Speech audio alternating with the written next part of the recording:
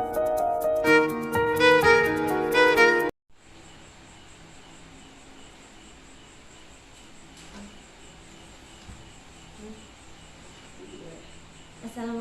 warahmatullahi wabarakatuh. Waalaikumsalam warahmatullahi wabarakatuh. Selamat pagi anak-anak. Bagaimana kabarnya? Semoga selalu dalam keadaan sehat ya. Baik, di sini Ibu akan menjelaskan tentang materi Wali Songo. Ada yang sudah tahu tentang Wali Songo itu apa? Ya, Ibu akan menjelaskan sedikit demi sedikit. Wali Songo adalah sebutan bagi tokoh sentral pendakwah di agama Islam di Pulau Jawa. Wali Songo merupakan 9 tokoh ulama yang menyebarkan agama Islam di Pulau Jawa pada abad ke-15 dan ke-16. Wali Songo juga mendapatkan gelar Sunan. Kata Sunan berasal dari kata susuhunan yang artinya yang dijunjung tinggi atau yang dijadikan panutan oleh masyarakat. Adapun tokoh-tokoh Wali Songo, yang pertama yaitu Syekh Maulana Malik Ibrahim.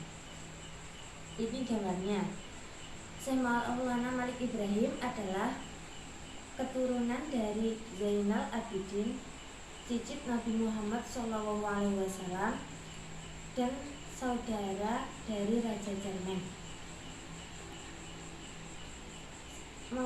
Syekh Maulana Malik Ibrahim atau Sunan Gresik adalah seorang pencetus sistem pendidikan Islam di pesantren. Dalam mendakwahkan Islam, Syekh Maulana Malik Ibrahim atau Sunan Gresik ini memiliki komitmen dan konsisten yang kuat. Oleh karena itu, beliau diberi julukan sebagai Bapak Spiritual Wali Songo. Selanjutnya yang kedua adalah Raden Rahmat atau Sunan Ampel. Ini ya gambarnya.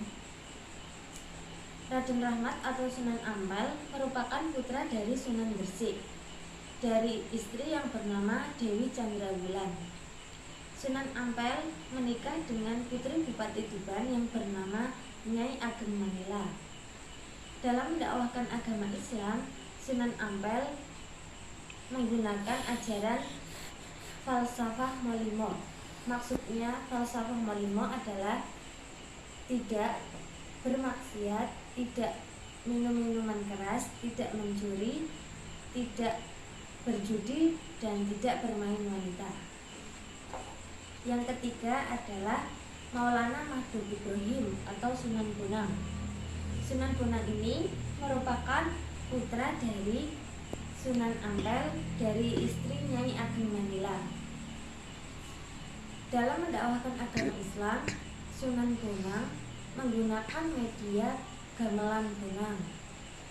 Sunan Bonang memiliki karya berupa Suluk Sunan Bonang, Sekar Damar Wulan, Primbon Sunan Bonang 1 dan 2, dan Serat Kuragul. Karya Sunan Bonang ini dapat ditemukan di Perpustakaan Universitas Leiden, Belanda. Yang ketiga adalah Raden Kosim atau Sunan Derajat. Sunan Derajat ini adalah putra Sunan Ampel dari istri Dewi Candrawati.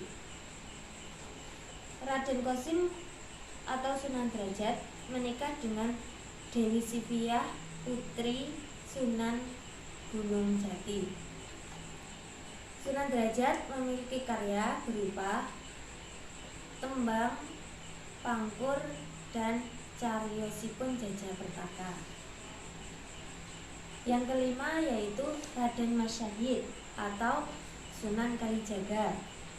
Sunan Kalijaga adalah putra dari Raden Tumenggung dan memiliki ibu yang bernama Dewi Nawanggung.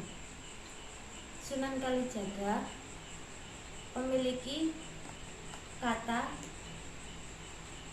yaitu kodi dan zakat, artinya pelaksana dan membersihkan. Dalam mendakwahkan Islam, Sunan Kalijaga menggunakan media wayang dan gamelan. Sunan Kalijaga juga memiliki karya berupa seni batik dan corak batik yang diberi motif burung.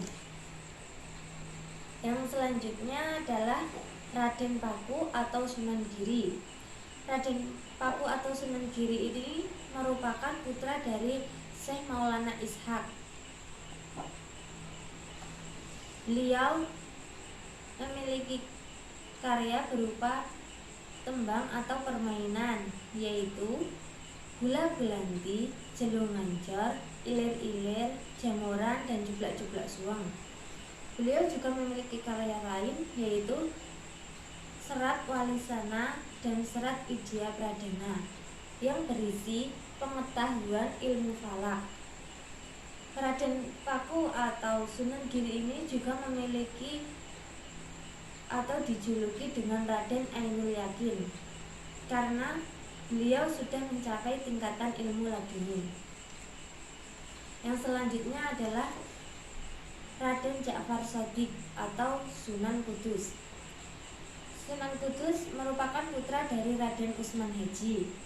Beliau dijuluki dengan Waliul Ilmi karena beliau sangat menguasai ilmu pengetahuan, terutama ilmu tafsir, ilmu fikih, usul fikih, hadis, dan logika. Beliau memiliki karya berupa tembang gending, mas kumambang, dan micil. Yang selanjutnya yaitu Raden Umar Syahid atau Sunan Muria. Beliau adalah putra dari Sunan Kalijaga. Beliau adalah pendukung setia Kesultanan Demak. Sunan Muria juga ikut andil dalam pendirian Masjid Agung Demak. Karya beliau adalah berupa tembang Sinom dan Kiadati. Yang terakhir adalah Syarif Hidayatullah atau Sunan Gunung Jati. Sunan Gunung Jati merupakan pendiri kerajaan Cirebon dan Banten.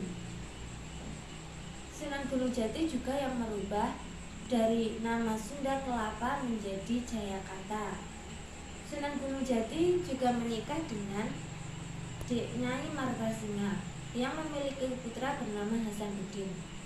Putra Sunan Gunung Jati tersebut atau Hasanuddin sekarang yang memimpin Kesultanan Banten. Adapun hikmah dari mempelajari Wali Songo yaitu dapat mempertebal keimanan dan ketakwaan kita kepada Allah, dapat mengembangkan jalinan silaturahmi, mendapatkan kemuliaan di hari esok, menjadikan generasi penerus bangsa yang berkepribadian luhur, dan menambah wawasan kita. Mengutip salah satu nasihat dari Sunan Kalijaga yaitu urip iku kudu urup. Maksudnya hidup itu harus menyala. Yang dimaksud menyala di sini adalah saat kita hidup itu harus memberikan manfaat bagi orang lain. Semakin banyak kita memberi manfaat kepada orang lain, maka akan semakin baik. Cukup sekian materi tentang Wali Songo. Mungkin ada yang ingin ditanyakan.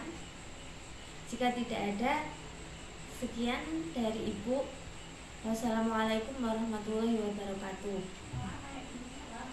Semoga bermanfaat.